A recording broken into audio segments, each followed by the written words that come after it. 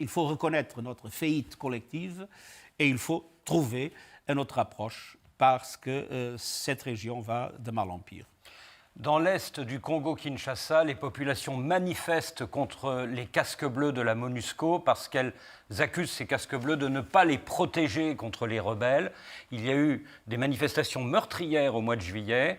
Est-ce que vous allez envisager un départ anticipé de ces casques bleus avant la date de 2024 et peut-être même avant la présidentielle de la fin 2023, comme vous le demandent plusieurs autorités?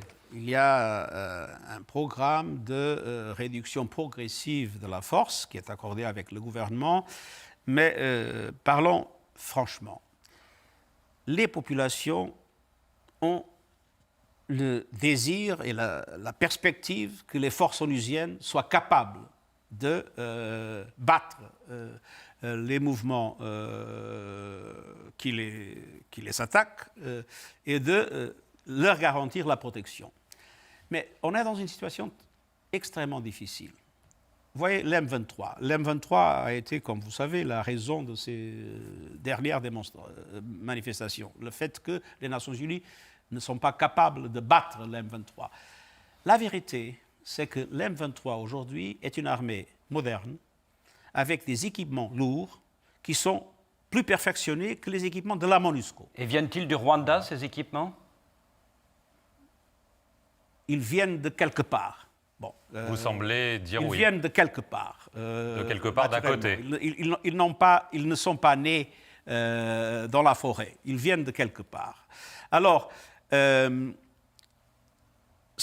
qu'il faut, à mon avis, et c'est l'essentiel, c'est de trouver une discussion sérieuse entre le Congo, le Rwanda et l'Ouganda pour qu'on puisse avoir une perspective conjointe pour éviter cette permanente situation qui nous fait toujours, quand on a un progrès, venir en arrière. Il faut que ces pays se comprennent mutuellement et il faut que ces pays coopèrent effectivement pour la sécurité de l'Est du Congo et aussi pour les garanties de sécurité, il ne faut pas l'oublier, du Rwanda et de l'Ouganda. Il ne faut pas oublier que l'ADF est un mouvement originaire de l'Ouganda. Il ne faut pas oublier qu'il y a encore dans le Congo le FDLR, je ne sais pas comment on dit ça en français, qui est un mouvement sorti des génocidaires des Hutus. Alors, il y a des préoccupations de tous les pays. Il faut qu'ils s'entendent parce que penser qu'une force de maintien de la paix peut résoudre des problèmes quand il y a maintenant des forces militaires extrêmement bien armées, c'est impossible. Et les populations, naturellement, ne le comprennent pas. Et pour nous, c'est une énorme... D'ailleurs, c'est un problème général sur le futur des opérations de maintien de la paix. Les opérations de maintien de la paix étaient faites pour maintenir la paix. Mais maintenant, elles opèrent dans des situations où la paix n'existe pas.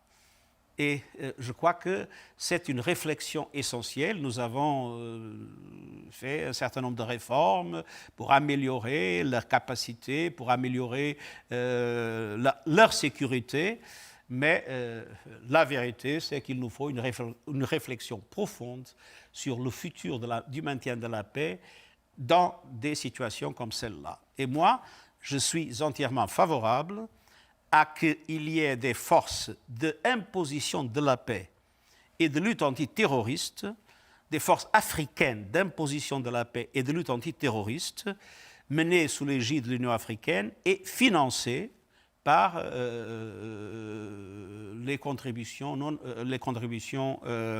obligatoires du système des Nations Unies, comme les forces de maintien de la paix. Sans des forces africaines robustes d'imposition de la paix, je crois qu'on n'ira nulle part.